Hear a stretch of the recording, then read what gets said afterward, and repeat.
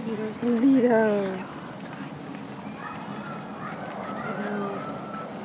Yeah, and you soften.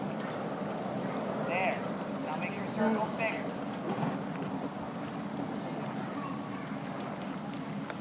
Keep the tempo slow so you feel like you have an opportunity to soften your hands and give them a lighter right in the face without feeling like you're having to hold them back all the time. Right? Finding the right balance in the trot.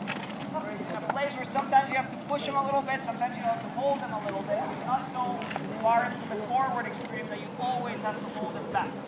That gives you a lot more freedom in your hands to manipulate the bending and the stumbling and the, getting them to feel the right way and go the right way. There. That's nice. Good. Go to the walk. Add a little more bending in the transition so he doesn't brace. Good job. Soften the hand and follow. Yeah. Get him a little rounder at the walk. Yeah. And now start feeding him rein through your hand. So let him chew the rein out of your hand, right? Just slowly feed him a little more room and a little more room and let him stretch forward and downward.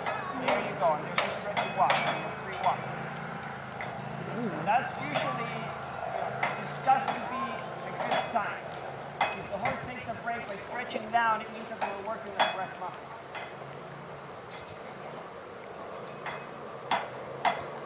Yeah, he loves to stretch. Yeah, good.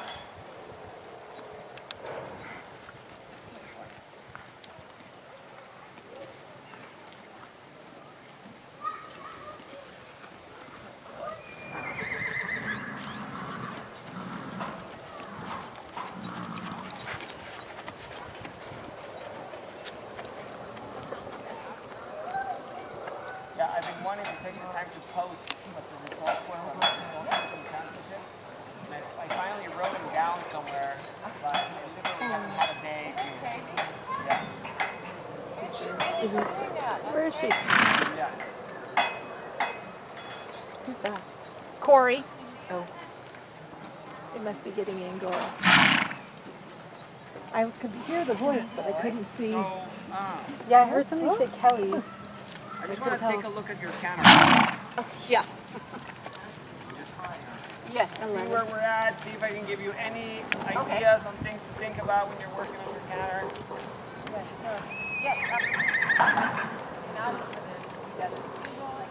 Yeah, there you go. Right into it. And say, no. Okay, this is how we do it. There you go. Yeah. The more consistent you are about your approach, the more consistent he's going to be about his response.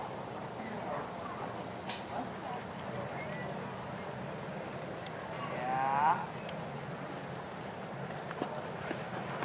Probably need to do a smaller circle, huh?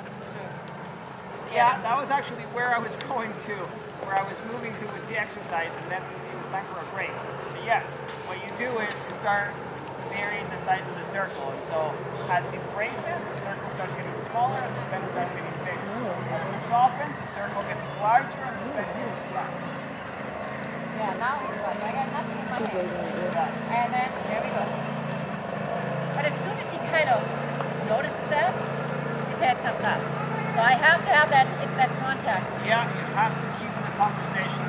And some horses, every horse is different. Some horses can go super light.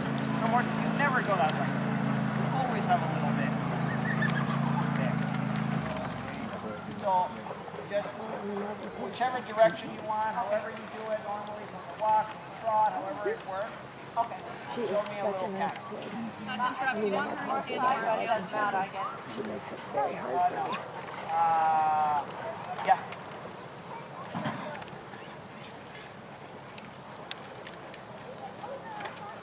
Yeah, shorten your reins a little bit. So one of the ways to know if your reins are short enough, you should be able to hold your hands about 8 inches apart. That's right. I tend to do that. Yeah. Down here. Yeah.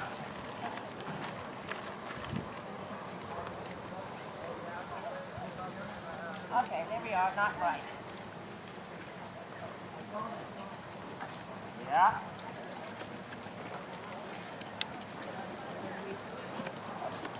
You're going to do the same thing in the canter that you were doing in the trot and walk. Now, the canter has a... Go to the trot again.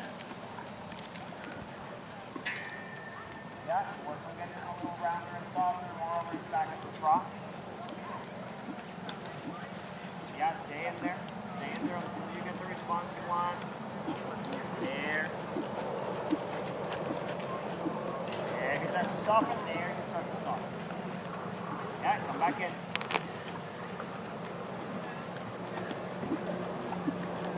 Yeah, stay in there. Keep the pressure on until you get the response that you want. So the only way that he gets the release is there, by giving you the right spot.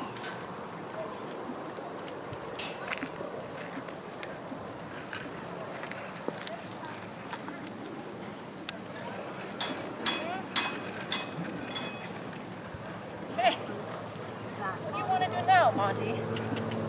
Yeah, so now I'm sure he's getting tired because we're having him work some different muscles. So Yeah. just get the response, get him to come to the table with some offering, and we'll go to the walk. There. I'll give you 40%. Okay.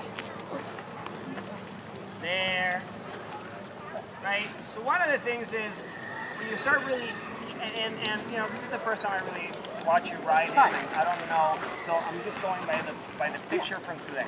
So when you start really changing the outline and the way that you're asking him to work, you do have to be careful about taking lots of breaks, and you know, in a lesson situation, Yes. there tends to be long periods of work because you're trying to like work through issues, right?